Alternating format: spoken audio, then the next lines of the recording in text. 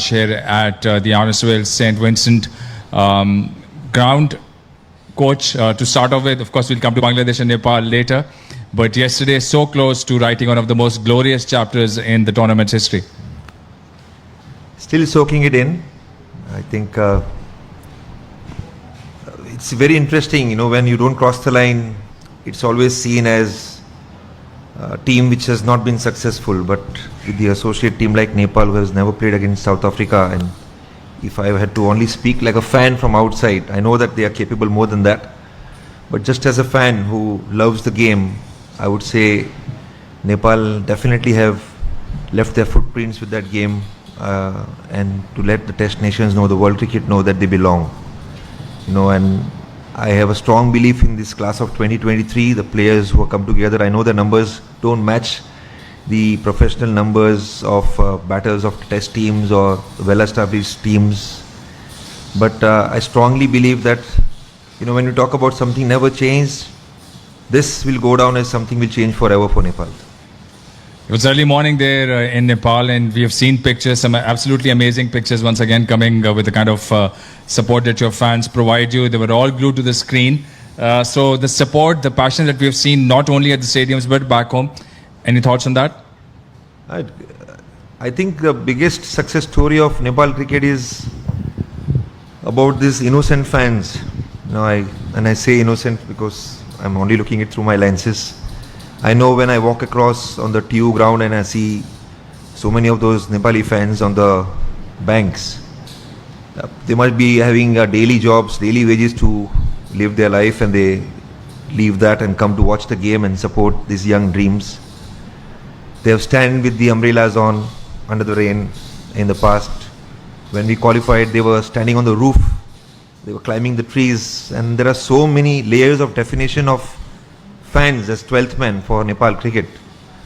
So emotions, I'm sure, will be very hard right now for them to soak in. It will be, cricket is cruel sometimes, that if again I say South Africa had already qualified, we just needed to cross the line and stay alive in this tournament. But as formidable the side is, South Africa obviously tested us with their mental strength yesterday. But to the fans, I would urge that this is 16 months old story, and I keep saying that because 20th of Jan is when I personally came in, and I do not like to use the word I, but I'm just using it as an example of what I see through my lenses. I'll urge the fans back home, keep supporting these young dreams with the limited resources, don't using an excuse. I think we have strided forward. The more we get exposure against these test nations, again another opportunity tomorrow, we'll go to that against Bangladesh tomorrow, and I think we'll be up for it. I know all it requires now in those one ball battles is courage, and that is something which we are instilling and molding in these young dreams. Hi Monty, I'm seeing you right now also still emotional at the moment, and it's still yet to sink in the team. How's the mood back in the team, because it was not just to the fans, it was very, very close game, and we don't have much time to come back because we have a match tomorrow. Yeah. So that is a very important point. We talk about mental strength. This is exactly where the mental strength will be tested for a young associate team like Nepal. 24 hours from now, we'll be planning, discussing, and heading towards the stadium tomorrow to play against Bangladesh. So it is very important to remember the processes that has helped us so far. When we have crossed the line, there are certain plans and preps which we did, and the roles which people dived into helped us to cross the line. At the moment, that is most important thing. So we have to control our emotions. You said it right. I'm also trying to soak in and manage my emotions, but that's where we self-regulate ourselves. Through my experiences, my observations, I will have a story and a narrative to say, same way for all of you. Combined together also is incomplete, but the facts are different. Every one ball story is different. So if we can rationalize and come back strong and fight through in those phases, yes, with the bat we have not really did much in this tournament, but I think again we rationalize, most of the games have been challenging with the bat so far. These conditions we felt very different the day before when we practiced under lights, but I did feel yesterday there was, it was dry and the challenge was there. Having said that, we fought through the phases with what we know potentially well, but we have a lot more potential. So mixing up all the things together, I think even I have a lot of emotions right now, but we'll stay in present. That's what's the most important thing. Hi, Monty. Nepal is playing last match of the tournament against Bangladesh tomorrow. So, will be any changes in our squad?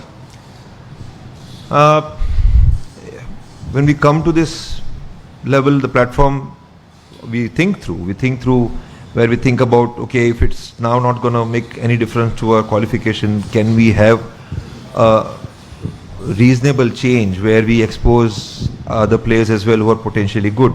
But what we'll have to also do our homework is Bangladesh as a team, their combination and what skills we can bring in through that new member who walks into the playing 11.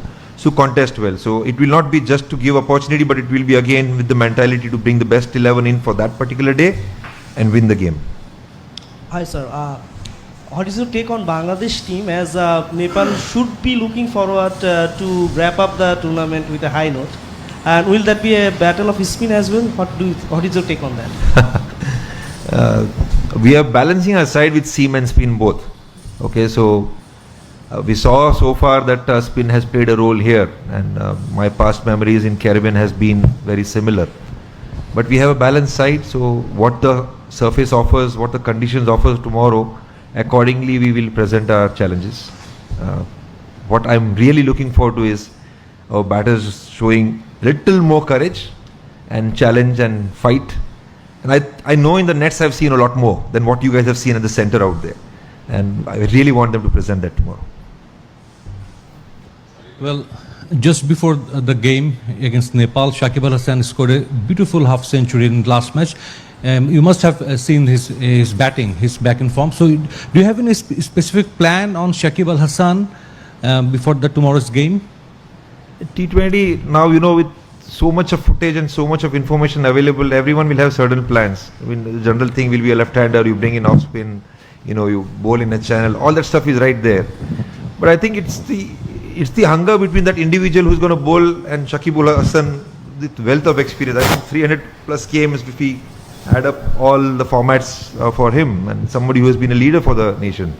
For us, it is about just contesting there and making sure that we picked up some important wickets yesterday as well against some well-established batters from South Africa. So similar challenges we will bring in. I will not disclose what kind of a plan we will put across Shakib, but I think there are a lot of plans that we think about. Hi coach, how are you?